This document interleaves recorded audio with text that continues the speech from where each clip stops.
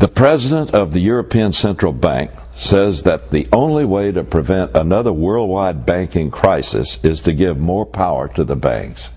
In prepared remarks, Jean-Claude Trichet told the Council on Foreign Relations that global governance is the only way to forestall a total international economic collapse.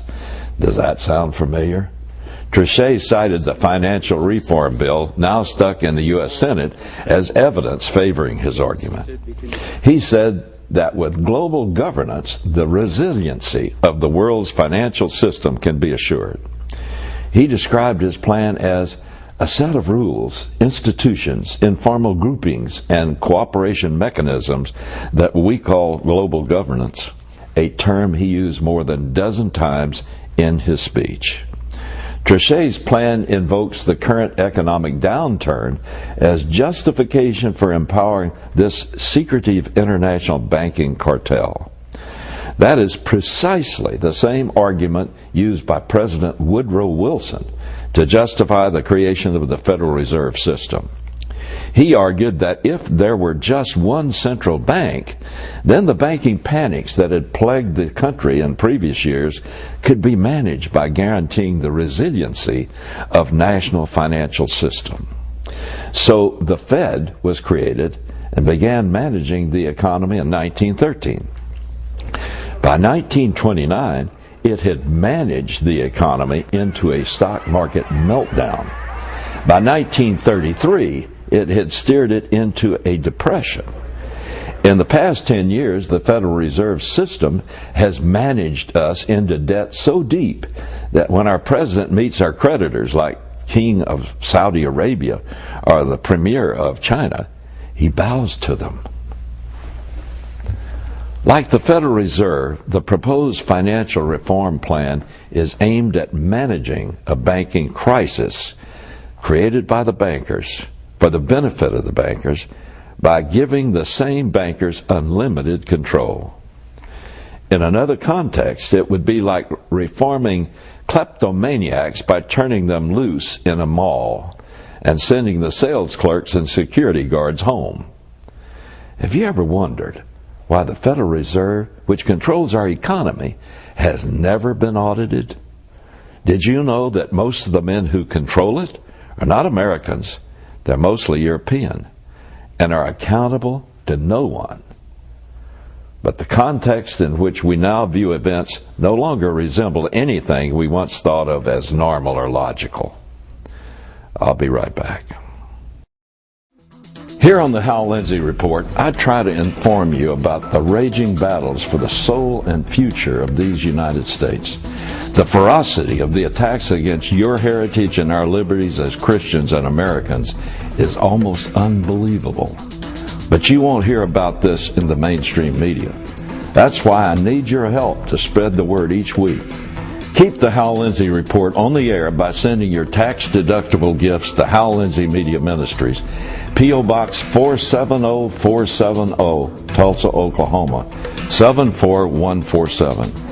You can also support the program by visiting my website, hallindsey.com, or simply phone toll-free 1-888-RAPTURE. I used to say that the tribulation is near, but there were still certain things that had to take place in order for it to actually begin. Such things as the United States has to fade as the world's only superpower, and Europe has to arise as the center of world power. The world has to be in such a catastrophe that the people will consider giving up their unique national identities. This has been a major block for Americans whose individual rights are uniquely protected by their Constitution. Worldwide, people have to be willing to merge into a single government with a centrally controlled economy.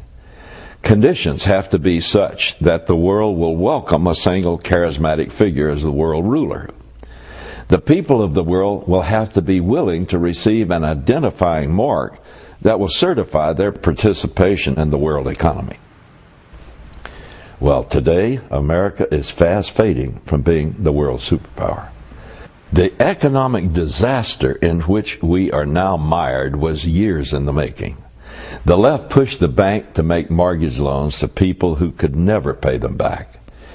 Because Fannie Mae and Freddie Mac purchased those loans from the banks, it essentially provided taxpayer-funded government guarantees to the loans. There was really no risk, it seemed, for the lender. Wall Street used this unique opportunity to bundle the bad loans and package them as bonds that appeared to be guaranteed by the government. They were sold all over the world. Then the inevitable happened. When balloon payments came due on hundreds of thousands of risky loans, the defaults caved like an avalanche. Hundreds of billions of dollars in bad loans came due, and the whole house of smoke and mirror financing came crashing down. Today, the United States is in so much debt that the Federal Reserve is printing fiat, or worthless, dollars just to try and stay afloat. The inevitable hyperinflation is bearing down on us like a runaway locomotive. And countries like China and Saudi Arabia that hold trillions of dollars worth of our IOUs are getting tired of propping up our failing economy by holding dollars that are decreasing in value.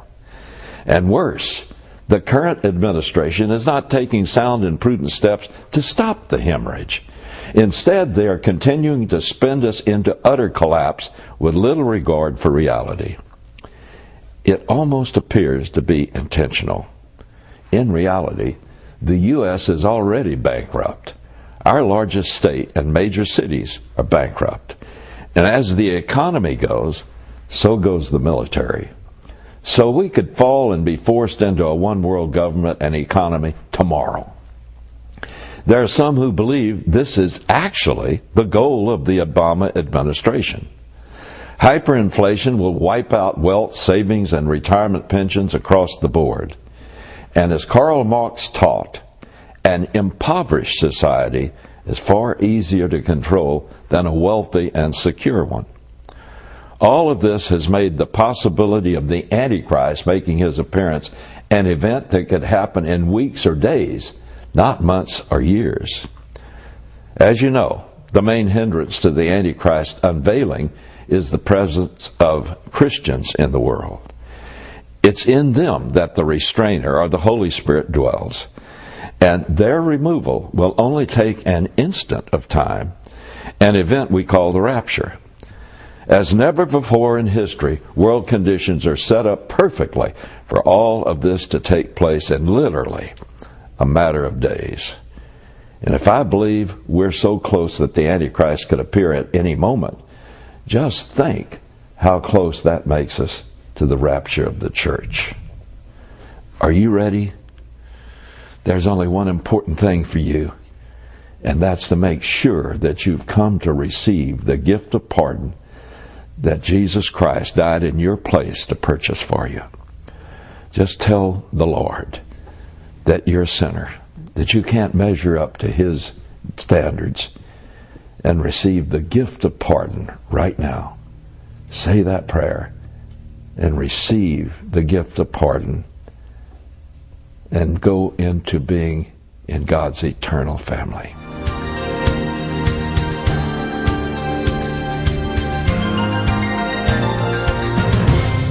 Well, that's my report for tonight, folks.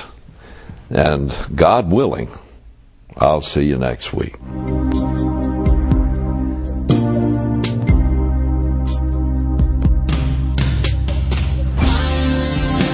You've been watching the Hal Lindsey Report. To support this program, send your tax-deductible gift to Hal Lindsey Media Ministries, P.O. Box 470470, Tulsa, Oklahoma 74147. You can also support this ministry online. Visit hallindsey.com or call 1